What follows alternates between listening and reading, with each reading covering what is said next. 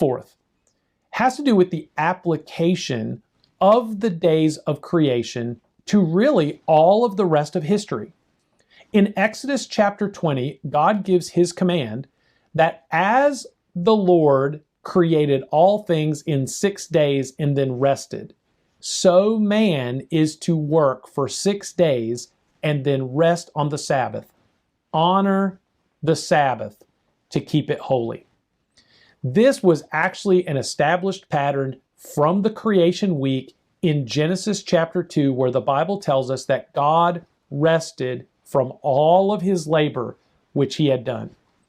So therefore, if the days of Genesis 1 in the days of creation were long periods of time or anything other than a literal 24-hour period of time, how therefore could there be a direct correspondence in the Sabbath keeping to how human beings are to conduct their lives on a regular basis? In other words, by application, they are drawing especially and specifically on the fact that these days of the creation week were literal 24-hour periods of time. Now, someone could argue that, well, Genesis 1, long ages of time, but then just by way of application, they drew from that this 7-day work week, and this is how they have come to that conclusion.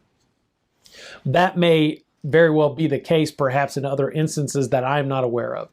But when you take the bulk of the evidence in Genesis 1, the Hebrew word yom, the delineation of evening and morning, the enumeration, first, second, third, and then pair that with the fact that by way of application in Genesis chapter 2 and then in the law in Exodus 20, the week of creation is viewed as a literal week of 7 days, 24-hour days.